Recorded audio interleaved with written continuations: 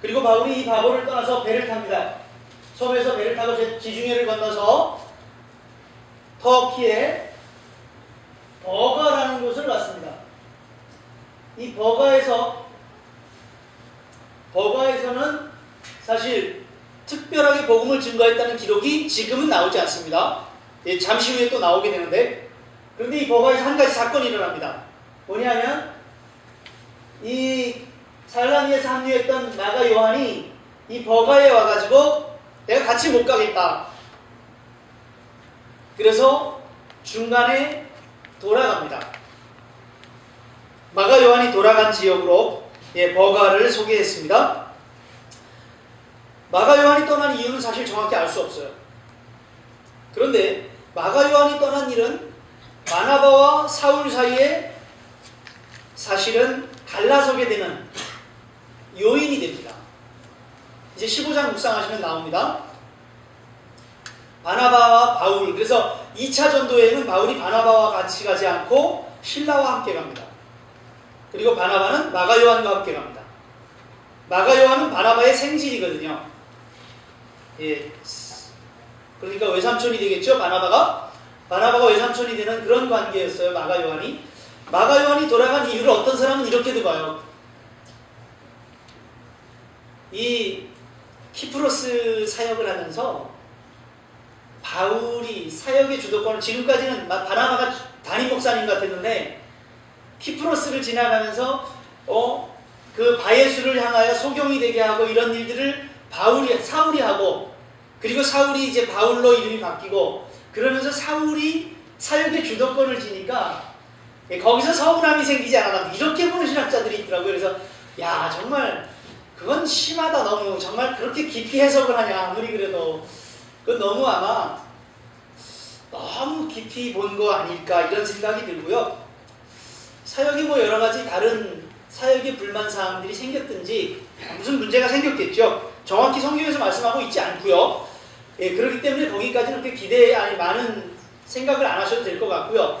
분명한 것은 마가 요한은 바나바와 바울이 헤어지는데 빌미를 줬지만 나중에는 바울에게 충성된 제자로 바울이 마가 요한을 데리고 와달라 라고 요청하는 그런 사람으로 또 든직하게 서게 됩니다. 그래서 크게 신앙적 문제가 있는 것 아닌 것으로 보는 것이 좋을 것 같습니다. 자, 그래서 버가에서 마가 요한이 떠났고요. 그리고 이제 터키 소아시아 지역에 사역이 시작되는데 이 버가에서 안디옥으로 갑니다. 버가에서 안디옥으로.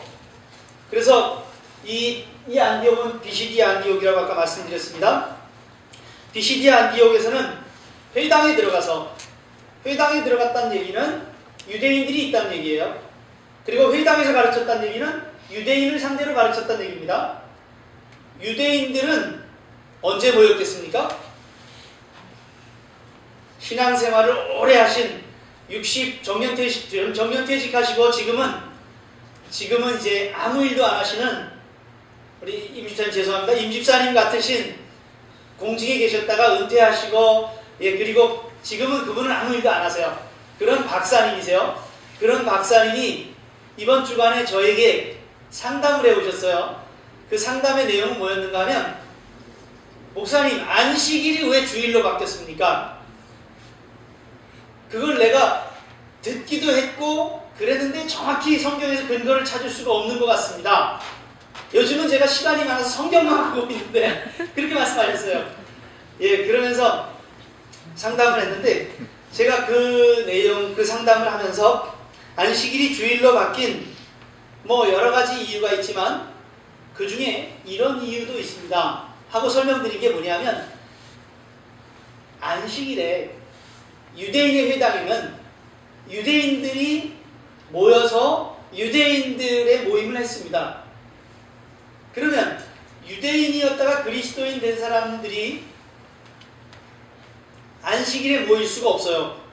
그러니까 안식일이 끝나는 토요일 해진 다음에 모이든지, 아니면 다음 날인 일요일 새벽에, 왜냐하면 일요일은 지난주에 네팔 선교사님 말씀하셨잖아요. 일요일은 평일하고 똑같이 출근하고 공부하고 학교 가고 다 한다고 그랬어요. 그런 것처럼 안식일이 지나면 똑같이 출근하고 똑같이 일해야 되는 상황이에요. 그렇기 때문에 회당 사용을 하려면 안식일 해가 진 다음에 할 수 있든지 아니면 다음날 새벽에 할 수 있었던 거죠. 그래서 그들이 안식 후 첫날 모임을 했다는 이 사도행전 20장 기록이나 고린도전서 16장 기록이 나온 것 아니겠습니까?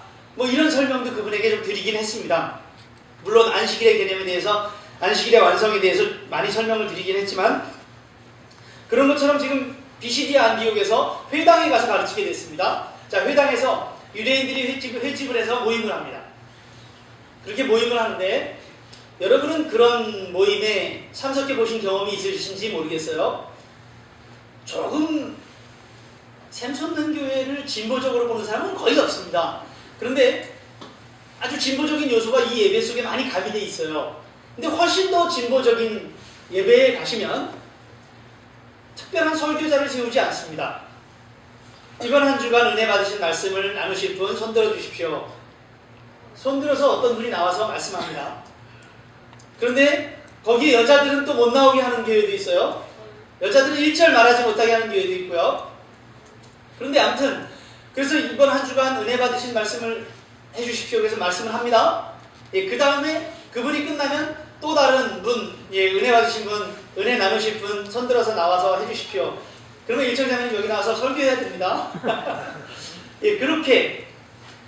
그렇게 하는 유대인 회당의 모임을 지금 하고 있는 거예요. 회당 모임을 지금 하고 랍비가 가르쳤겠죠. 랍비가 가르치고 회당장이 나와서 자, 그러면 또 다른 가르침을 주실 분 계십니까? 그랬더니 바울이 손을 번쩍 들은 거겠죠. 바울이 손을 번쩍 들고 나온 거예요. 나와가지고 설교를 합니다. 나와가지고 설교를 하는데 하나님이 권능으로 우리를 이집트에서 불러내셨습니다. 광야에서 그렇게 악한 짓을 하는데, 그렇게 못된 짓을 하는데 하나님이 참으셨습니다. 하나님의 전적인 은혜입니다. 그리고 하나님이 사무엘 이후에 사사를 세워주셨고, 사사 이후에 왕을 달라고 구해서 사울 왕을 세웠다가 사울을 패하시고 하나님 마음에 합한 다윗을 세워주셨습니다. 이렇게 설교를 하시고 바로 그 다윗의 후손에서 예수 그리스도를 보내주셨습니다. 바울이 그렇게 설교를 했어요. 그래서 바울은 하나님이 구약의 언약대로 이스라엘 가운데 다윗의 후손을 이 땅에 보내셨는데, 그 다윗의 후손을 유대인 너희가 십자가에 못 박아 죽였다. 너희가 빌라도의 손을 빌려서 빌라도에게 넘겨서 그분을 죽였다. 그런데 그분을 하나님이 살리셨습니다. 이런 내용을 바울 사도가 쭉 설교를 했어요. 그게 이제 비시디아 안디옥에서 유대인 회당에서의 설교 내용입니다. 설교 내용 그대로 읽으면서 은혜가 되기 때문에 제가 설교 본문을 오늘 설교 본문으로 삼지 않은 거죠. 자, 그래서 이제 비시디아 안디옥에서 유대인 회당에서 그렇게 설교를 하니까 유대인들이 시기를 합니다. 그래서 유대인들이 시기하고 비방하고 그러니까 바울 사도가 유대인들 너희들 다시 잘 생각해봐라. 그래서 유대인들에게 13장 46절 한번 보실까요? 13장 46절 45절에 보니까 유대인들이 그 무리를 보고 시기가 가득하여 바울이 말한 것을 반박하고 비방하거늘. 자, 그래서 46절 같이 한번 읽습니다. 바울과 바나바가 담대히 말하여 이르되 하나님의 말씀을 마땅히 먼저 너희에게 전할 것이로되 너희가 그것을 버리고 영생을 얻기에 합당하지 않은 자로 자처하기로 우리가 이방인에게로 향하노라. 아멘. 유대인들에게 먼저 말씀을 전하는 것이 마땅하기에 회당에서 유대인들을 향하여 복음을 전했습니다. 그런데 그들이 영생을 얻기에 합당하지 않은 자로 자처하기로, 복음을 받지 않으므로 우리가 이방인에게로 간다. 그래서 이제 이방인 선교를 하게 된다라는 말씀이죠. 그리고 이방인들 중에 영생을 얻기로 작정된 자들, 그들은 다 복음을 받아들이더라. 이런 말씀을 하면서 바울 사도는 거기서 이방인들의 박해를 받으면서 쫓겨났습니다. 이방인의 박해로 쫓겨났습니다. 유대인의 박해로 쫓겨났습니다. 자, 그래서 유대인의 박해로 쫓겨난 것이 안디옥, 비시디아 안디옥. 그 다음에 이제 안디옥에서 간 곳이 14장 1절 이고니온으로 갑니다. 이고니온에서 두 사도가 함께 유대인의 회당에 들어갑니다. 그래서 이고니온에서도 유대인의 회당에서 유대인을 대상으로 복음을 증거했습니다. 그래서 유대인의 회당에서 전도하고 믿는 무리들 두 부류로 딱 나눠졌어요. 믿는 사람들과 믿지 않는 사람들.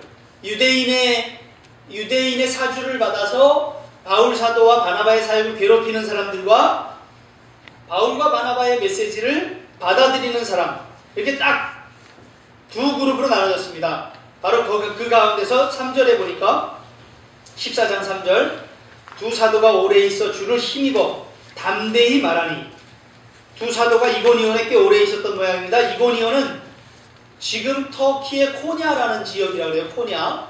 그 터키 중부 중앙에 있는 그런 지역으로 안디옥으로부터도 약 160km 정도가 안 돼요. 160km. 굉장히 먼 거리죠. 굉장히 오래 간 것 같아요.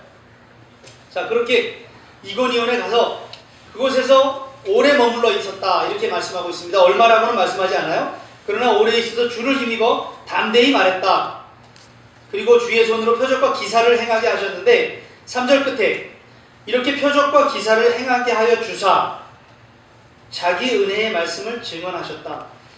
표적과 기사의 능력을 주께서 주셨고 주께서 표적과 기사를 주심으로 말미암아 주님의 은혜의 말씀을 증언하게 하신 것이다. 그 표적과 기사의 목적은 분명히 주님의 은혜의 말씀을 증언하도록 그 은혜의 말씀을 뒷받침하는 그런 도구로 표적과 기사를 주신 것이다 라고 14장 3절에 분명하게 말씀하고 있습니다. 그러나 반대파들이 일어나서 사도들을 모욕하고 돌로 치려고 하면서 괴롭혔던 지역이 이고니온입니다. 그래서 이고니온에서 돌로 치려고 달려드니까 도망을 가게 되죠. 자, 그래서 이고니온에 도망을 갑니다. 이고니온에 도망해서 간 곳이 이 루스드리아와 더베가 있는 루가오니아 지역. 루가오니아라는 건 아마 이 넓은 행정 지역이었겠죠. 여기는 비시디아 안디옥 이렇게 앞에 붙이고 여기는 루가오니아, 루스드라, 더베 이렇게 앞에 붙입니다. 여기는 밤빌리아, 버가 이렇게 붙이거든요. 이런 식으로 우리나라도 경기도 수원 이렇게 경기도 화성 이러는 것처럼 그렇게 지역을 여기 루가오니아 지역에 루스드라와 더베 이제 14장 보시면 바로 나오니까 그렇게 나왔습니다. 그래서 루스드라라는 지역에 먼저 가게 됩니다. 루스드라에 가서 거기서 사도행전 3장에 베드로와 요한이 예루살렘 성전에 들어가는데 성전 미문이라고 하는 곳에 누가 앉아 있었어요? 안진뱅이가 앉아 있었어요. 거기서 베드로가 아주 유명한 말을 하죠. 우리 찬양 중에 있는 은과 금은 내게 없지만 내게 있는 것으로 내게 주노니 나사렛 예수의 이름으로 일어나라. 그 말씀이 나오는 사건이 사도행전 3장에 나오는데 베드로 사역의 초창기에 나오는 사건이잖아요. 이 사건과 거의 같은 안진뱅이가 내가 무엇을 얻을까 하고 바울을 바라본